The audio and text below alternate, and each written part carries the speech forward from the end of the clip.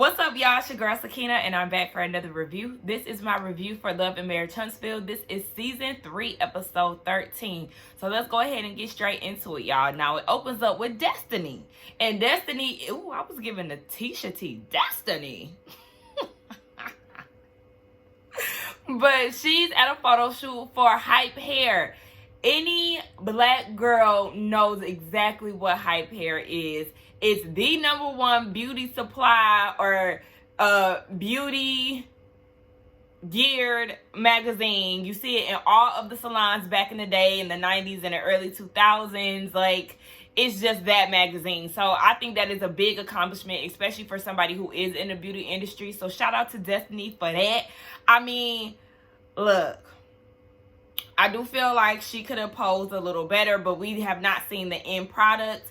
I love the fact that she had Baby Law in the photo shoot. It's very cute. He is so cute. The photographer and the owner of Hype Hair, I definitely remember seeing them on TV before. I just can't pinpoint what shows I've seen them on. If y'all hear something in the background, baby, Atlanta done got cold, okay? Overnight. It's cold as hell in this room. So it just is what it is. I'm sorry. Nonetheless, her daddy shows up and he says that he's very proud of her, and he starts to cry, saying that he wishes that her grandmother was there, but he's proud of her accomplishments. I don't know how she was able to keep a straight face, because baby, when I see my parents cry, it's just like instant tears. I don't care if it's tears of joy, if it's tears of sadness. Oh, we about to cry together, mommy and daddy, because I'm sad or happy with y'all. So then Tisha comes in and she talking about some she didn't say that. Destiny was saying that she gonna put her daddy on Miss Wanda. Why would you do that to your daddy? Why would you even play like that? No, ma'am. Yeah, Miss Wanda got 2 mens, okay, in the words of her. Why would you even want him to go through that headache, girl? Whatever. So anyway, they have a sit down, her and Tisha, and they get to talking about Tiffany. How Tiffany is so transparent, yet they don't know anything about her. And I was like, well, ain't that the pot calling the kettle black? Because, yeah, I'm going to go with a lot of the people in the comments and in other reviews. Yeah, we haven't really gotten too much of your personal life either, Destiny, because you don't even want to share exactly what happened with you and LeBeric's divorce. You always just say, basically, you know, y'all couldn't do it, y'all didn't survive the pandemic, and that is what it is. You didn't go into detail as to if he was cheating or whatever the case. So it's just like, yeah, as far as your personal life, this photo shoot is as personal as we've gotten, and you're a main cast member. So I do feel like you can't try to make those jabs at Tiffany when you just acting like a friend of the show. So then they was talking about how Mel is so protective of Tiffany. And she feels like, Destiny has an issue with that because she's always doing this mother bear thing. But if Tiffany is so real and blunt and transparent, then she should be able to take the feedback that she gets or the blowback that she gets. Like, girl, it is what it is. She don't need you to come and cape for her. I'm spitting out carrots, guys. Guess I should, chew all my food before I start talking. Look, it's 10 o'clock in the morning. I'm trying to get a little something in my stomach so I can function through this video because I got to work shortly after this. But yeah, and then Tisha said something about how Tiffany is so blunt and how she needs to learn how to read the room. And I said, not you having an issue with her delivery and the way that she says things, but every time you're confronted, when y'all was in Vegas and you went in a room and she was asking if y'all was good, you was, yeah, girl, yeah, And then when y'all was at the little empty bar that y'all was in Vegas, and Tiffany said what she said about Martel, you was like, yeah, I mean, it did make me a little uncomfortable, but that's Tiffany or something. Remember, because I remember telling her she needs to tell people how to treat her. And all of a sudden, when you with Destiny, you real vocal about how you really don't like how she comes. Girl, bye, Tisha. Then they got into the conversation of how Kimmy didn't back up Tisha when her and Mel was going through their situation. So Destiny was trying to figure out how she felt about that. And she basically said that Tisha said that she lowered her expectations when it came down to Kimmy. But my thing is, because you know how Tisha is, she want Kimmy to back her regardless, even if she doing some dumb shit.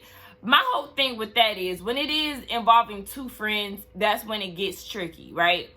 Kimmy is definitely in the middle. There was times where y'all told her to butt out of it, or at least Mel told her to butt out of it, so she's doing that. Y'all have a hard time trying to tell her to stay out of it, but at the same time defend me. Both her and Mel had that issue when Tisha and Mel was going through their whole beef.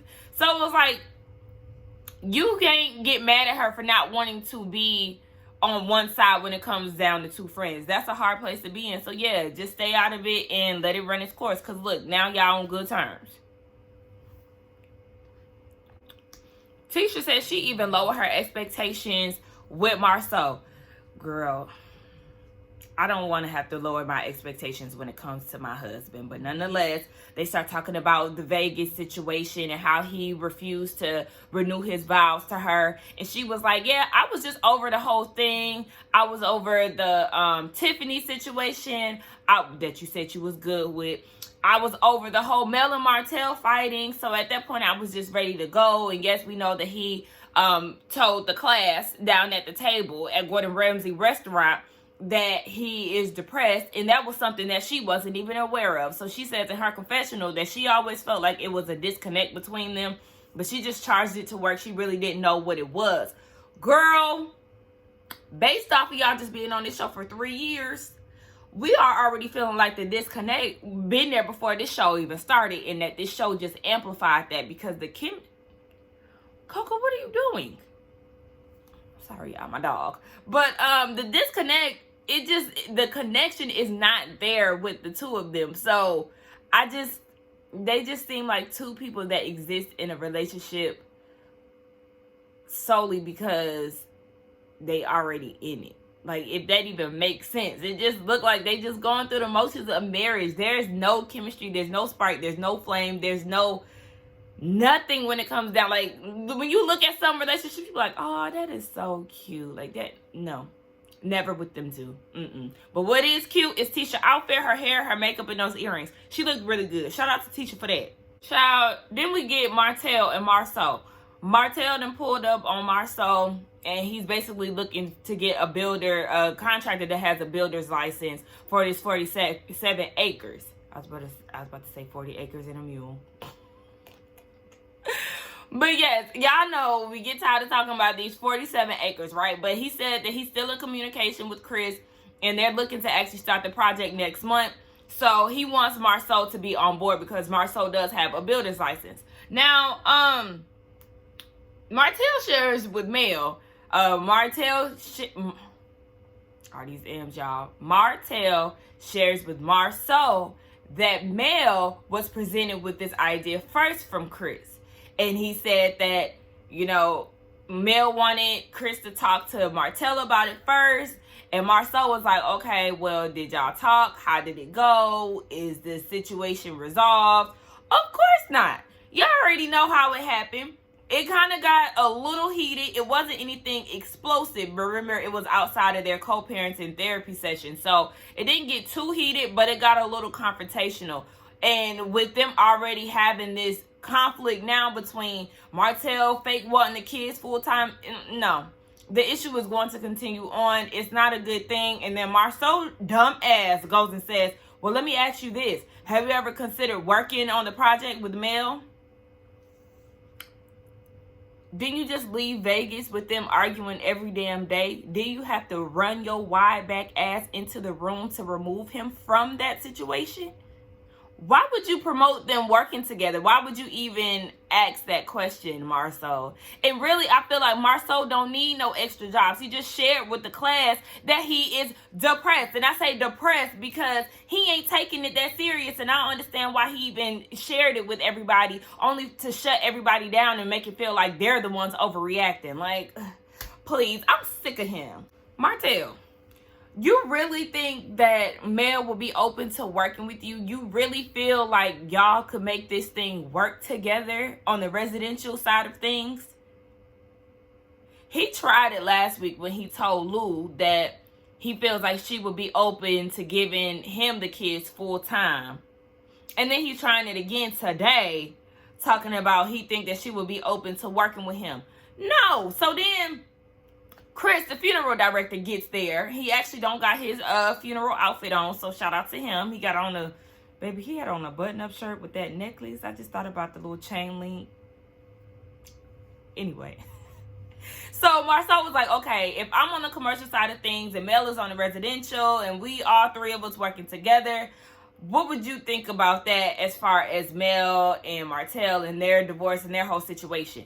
Now, here come Chris talking about, it's just a business thing, so I'm not even thinking about their marriage. Do you forget that you was a victim of that BS too? Did you forget that they vandalized your backyard last season? These people is crazy as hell. Like, where have y'all been at? No, this is not a good idea. Even though Chris said everything isn't set in stone as far as the general contractor who is going to have the business license, if Mel is going to be building on the property, all of that, nothing is set in stone. However, I just don't feel like this is a good idea that y'all are entertaining this. Like, y'all crazy as hell. So now Destiny and Tiffany, they finally meet up. Tiffany looked like she fresh out of teaching a class down at the local middle school. Girl, what are you wearing? Like, she just does not fit the mold of this show. And I understand everybody has their different personal styles. But with the girls, they actually do come bringing looks. And I understand that this is her first season. However, I feel like this is just truly her style. And I just feel like she needs to put a, what is that? It's not a diffuser. Is it a diffuser? One of those things up against her head to put some more volume in them curls, girl. Because that whole wet look, no ma'am. Anyway, she show up in her pink pumps. Pink bubblegum pumps. Ooh, Jesus. And she got it started right off the bat. Hey, Destiny. Yeah, I mean, it took me a while to come here because I was a little reluctant because they always going back and forth.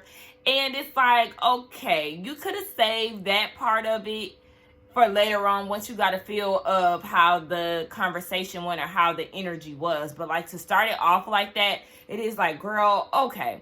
So Destiny was like, yeah, I do feel like you have a smart mouth, but I have one as well. And then Tiffany wanted her to put she wanted Destiny to put herself in her shoes. Like, I'm the new girl here, and I just feel like, you can relate to me on that. She was like, were you perfect when you first came in the door? I feel like Tiffany watched Destiny's season. That's the reason why she said that. And Destiny was like, well, one thing I can't relate on is coming in here talking about people's children and talking about people's husbands. And I can't relate to you on that end. And this is where I was waiting on Destiny to say, but I do understand because I did have my issues early on with Kimmy, but since then it has been resolved. I didn't hear any of that because, yes, girl, you let that chicken thing ride the hell out and it was so unnecessary. It was irritating as hell. I'm glad that Kimmy still firm in her word. Bitch, I don't know you or your husband, but I do know that he makes some good ass chicken. And what you gonna do, fight me about it? Is the chicken really nasty on the low? Are you projecting, girl? What's wrong here? See, she was going too hard to try to cover up their issues, talking about some damn transparency. And she's here to get to know Tiffany a little bit more. And she's tired of Tiffany talking about this transparent thing. But you want somebody to be transparent in their relationship, but we don't know nothing about you. Destiny. Girl, like I said previously, we don't know nothing about you for real. So I'm going to need you to stop with this whole Tiffany want people to be transparent, but she needs to be transparent. You ain't doing that either. So you can't request that out of her when you ain't being transparent neither. So then Tiffany gets into her story. She said that she wasn't always born Tiffany and that she was actually born Jamie Lynn Spears. But yeah, so she said that she was adopted because her mama, a white woman in Alabama, had a black child. So she gave Tiffany up for adoption and kept her 4 Caucasian children. That is so sad and so wild. So she got adopted by a biracial family. And she said that her mom kept it a secret up until she was 19. She said that she just really did not see herself in her family, into her adopted family. And when she was 19, her neighbor is the one who told her that she was adopted. So that kind of, threw her off because then she ended up getting pregnant. Well, I can't talk. She ended up getting pregnant, and then her kid's dad left her. And then for a long time, she was with her high school sweetheart who recently passed away. So she just been really trying to find herself over all these years because her son is the only biological family that she has. And I did feel for her. I feel for anybody who was in the system. And Destiny even shared that too. Like, we have something in common because my mom is a drug addict and I had to be in group homes and foster care growing up. So they bonded over that. And it kind of it gives you more insight on who she is. She definitely uses certain things to kind of deflect her personal life and try to get the attention off of her. But I do appreciate her transparency. I just feel like Destiny, the way you talking about, she's talking about so what did she say? So what's your bad side or something, she said. It's just like, dang, okay, so what is yours? Because we didn't hear anything about you. Yeah, you did share that you grew up in a group home, but what's your tea, Destiny? I do like Destiny, but at this point, she's starting to get on my nerves a little bit. I just feel like you can't be pressuring somebody to spill their tea and you ain't spilling nothing, girl. Like, okay. So then Tiffany apologizes to Destiny, and she said that, it was definitely a wrong way to start off a relationship with somebody or a first impression. So she apologized for bringing up LeBaric. Destiny apologized for what she said in Vegas. She said she meant what she said in the moment, but it wasn't the right thing to do.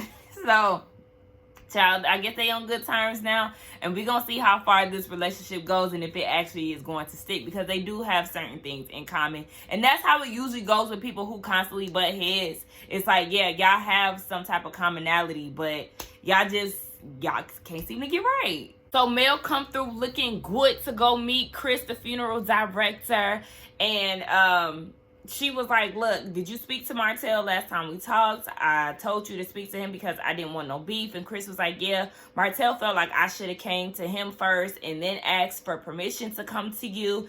And Mel is feeling offended, like, we put this in together.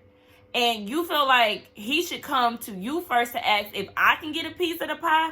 Like, no, it don't work like that. Plus, I have the builder's license, so I should be up here. Whereas you should have been putting in work to get your builder's license instead of putting your pin in somebody else. That's basically what she was trying to say. So, yeah, Martel, he can get out his feelings. Chris wanted to ask Mel, and his client wanted to ask Mel. So it is what it is. Get your shit together, and maybe you could have been first. Now, Chris was asking Mel if she wanted to build on the lot and do like 3 or 4 units, or did she want to do 45? And she said it's about creating generational wealth for her 4 kids. So yeah, she wants to do the whole 45.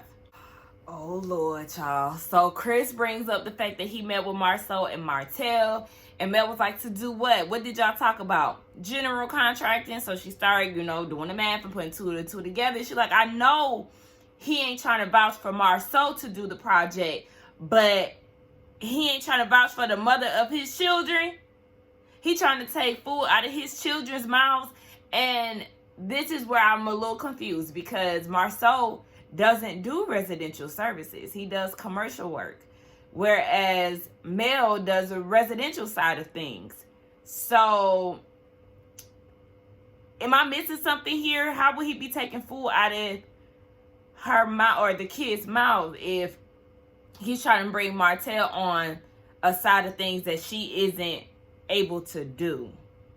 I'm just tired of this 47 acres war, and it's about to start up again because Mel says she ain't backing down and she got the money. It's chess, not checkers. I said, oh gosh. And why Chris ain't saying nothing about them possibly working together? I guess he was reading the room, okay, and was like, oh hell nah, this ain't a good idea. Well, see, listen, now you know, not even to entertain the thought of them working together, because y'all was on some foolishness down at the Scope office.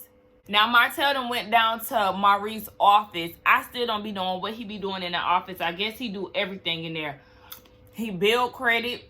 What he do? Build credit. He a lawyer in there. I guess he do everything in there. And that's fine. But before Martel get there, he was on the phone with his sister, Millie. That's his business partner. Child, it sound like they over there struggling. Look like some folks done walked up out of there. So, are y'all not taking care of y'all people? What's going on, Maurice? And then you telling Millie that she need to pick up the ball. And she was like, nigga, as if I ain't already dribbling the shit. Excuse me. Dribbling two of them guys with both of my hands. So Martel come in there because basically he want Maurice to help him build his credit. Baby, his score done went down 100 points, and I just really wanted him to say what the number was because I'm nosy, okay? Now, I don't know how his credit score done got that low. I don't know if it's in relation to the divorce or if it's just some type of bad juju, some karma for fucking over his wife and children. I don't know. But yeah, it done dropped 100 points, and he trying to get the ball rolling because he missed the days where he used to be able to get a loan quick, fast, in a hurry and build some homes. So Maurice is like, you got to slow your roll, honey, because it's going to take you, 2 years to get back into a place where you can do that. So you got to pace this out. You can't be trying to rush some shit because this is not that process. Honey, listen. I'm sorry to tell you, Martel. You literally about to have to start the hell over. And hopefully this gives you more insight on how you're supposed to conduct business and how you're supposed to handle the people who've been looking out for you, aka Mel. Now, hold on. Because I'm a little confused. And I only say that because Maurice said he wanted to check in on Martel. You know, Marceau said that he was depressed and all of that. So it's making him think. And he wants to really make sure that Martel is in a good headspace. But he goes and says that they live in a dream. What dream is that? What dream is that? Overworking? Not really having much time to spend with your loved ones? Being stressed out? Where is the dream? I mean, yeah, y'all might be on a TV show. You know, everybody's success is determined by, you know, their own definition. But I'm just looking like all y'all do is work. I don't see the real fun side of this dream life that y'all talking about. I really be, I kind of base success off of the way you live as well. Y'all live in basic ass housing. So where, I feel like the fanciest house was Mel and Martel's. Where is the dream? Maurice, I need to explain to the class. Please explain to the class where this dream at that you talking about. In your head, because it ain't. The dream could be the business that he always wanted to start. Let me stop. Maurice wants to get into counseling himself, and Marital was like, yeah, just let me know how that go, and, you know, depending, he down. Martel, if you don't take your ass back to Dr. Francis, you in your feelings because he supposedly ain't never cheated on his wife, and you need somebody who has some type of reference and can understand where you coming from. Child, please. Y'all get on my nerves. Martel, you already got a therapist. You just don't want to be held accountable for your shit. Random. It just hit me. The photographer who was helping Destiny out with the photo shoot earlier in the episode, that was Martel and Mel's friend, Naveen or something. I remember him from helping with their pregnancy photo shoot. I just thought about that. And by the way, everybody is looking good in these new confessionals. Mel looked good. She was giving me Beyonce tease. Destiny looked good with her Japanese-inspired outfit. Even though I do be feeling like that is a bit problematic.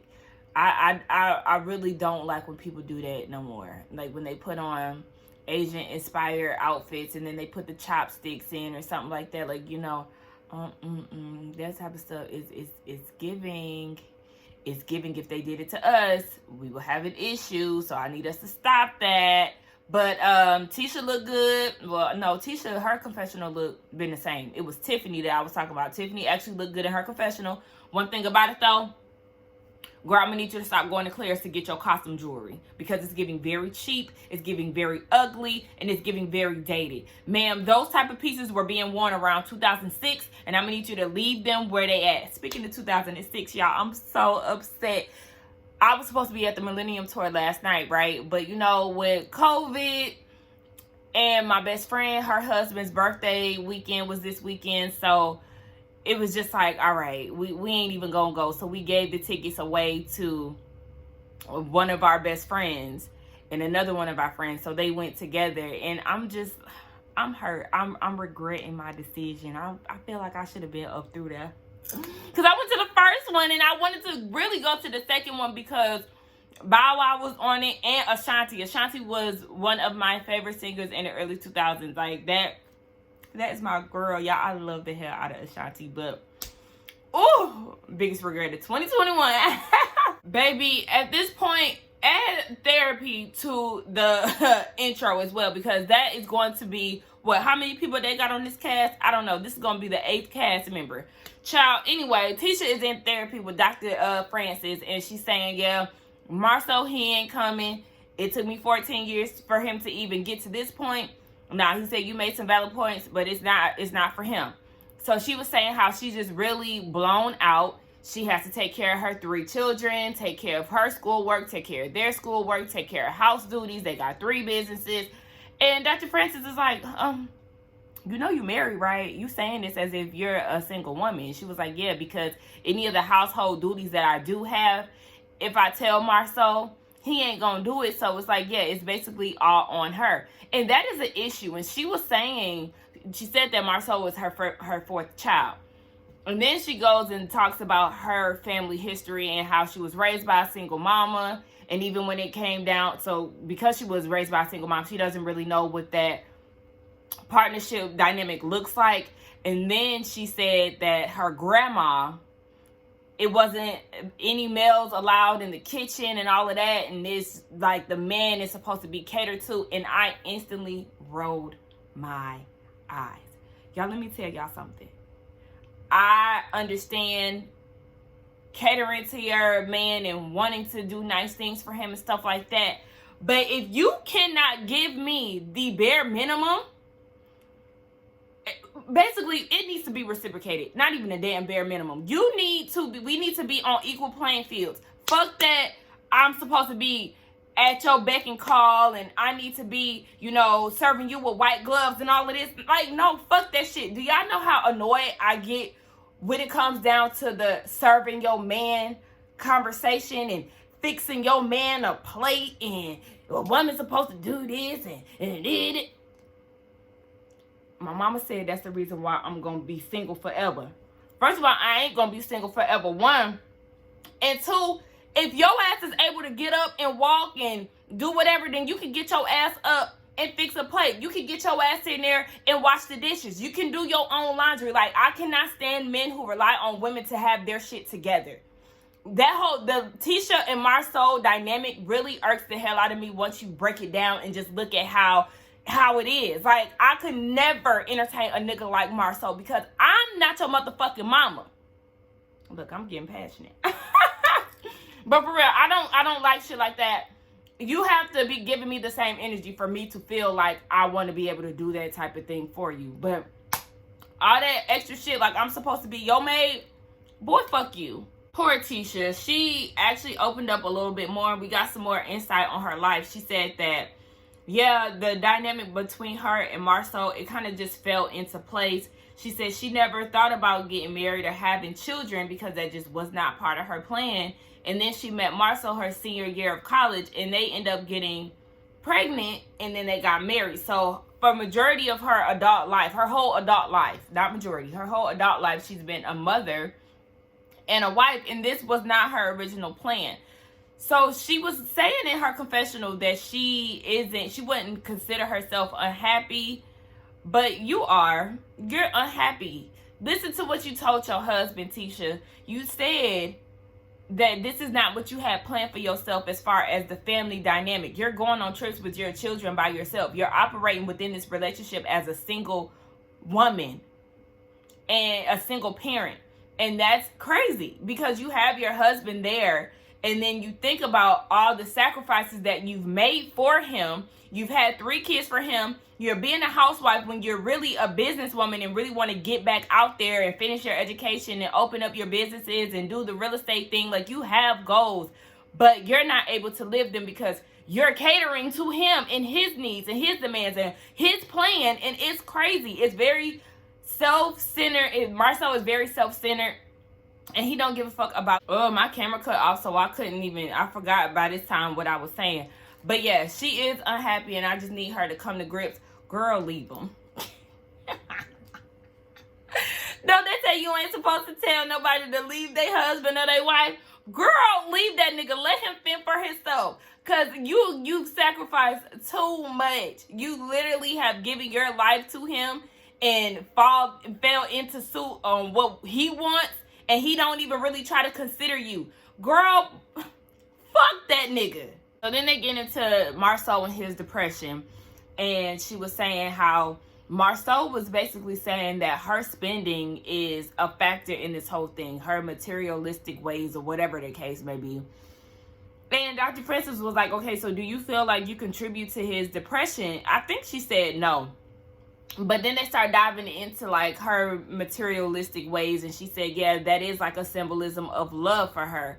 If he gets her a nice thing or whatever. And then they start talking about love. She said that she grew up in a household that did not say I love you a lot. Yes, Marceau says it, but it was something new. Her grandma didn't say it to Miss Wanda. Miss Wanda didn't say it to her children. So I feel like Tisha needs to learn how to accept love. But the love that you get from your husband, no ma'am, that is not a good, he could not even go down to that altar and express how he loves you. Like I said, he will give a Scott seminar off the top of his damn head at any given moment. But when it comes down to him showing his love and respect and admiration for you, whatever the case, he cannot show up for that. And that is a major red flag. Girl, we are done with these trash men. You are not obligated to stay in this marriage because y'all got 3 kids. You already operating as a single parent. What the hell you need him for? You could generate your own money, because one thing about it, you're smart. You're getting the degrees. Girl, go ahead. Ain't she already got, I think she got something going on as it is already. Girl, fuck that. Y'all work together as a team on the business side, and you gonna find you a new man, because that nigga is trash. Like, you literally laying up with a trash ass nigga who is not pouring into you. Girl, fuck him. And I'm gonna keep ending my scenes like that. Fuck him.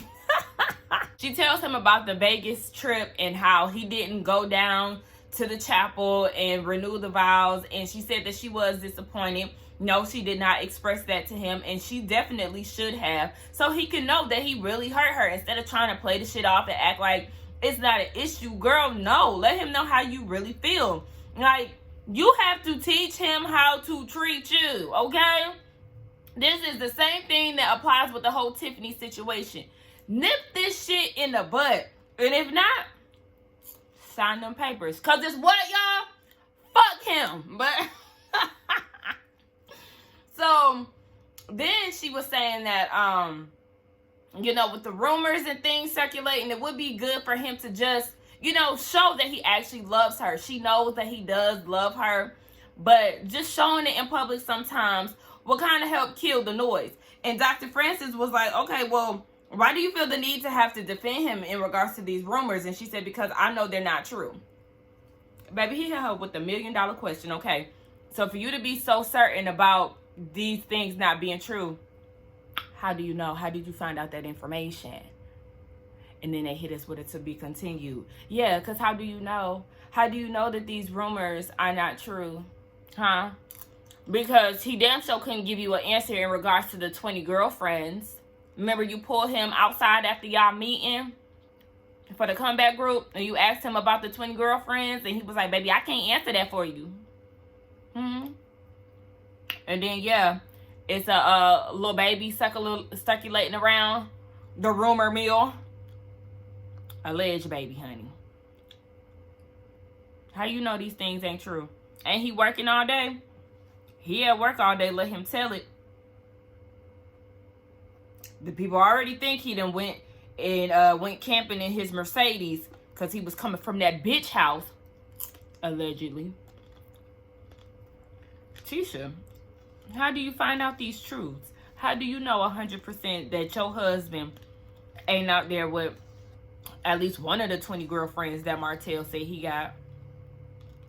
Because he ain't showing you no PDA. And when he do, it is the bare minimum. He might hug you. But he trying to tread real lightly because, as the people say in the comments, he ain't want to do that chapel shit with you because he ain't want to make his side piece mad. Allegedly. But that's all I got. That's the end of the review. Y'all let me know what y'all thought about it. Let's get down in the comments and talk. Don't forget to like, comment, and subscribe to my channel. And I will see y'all in the next one. Bye.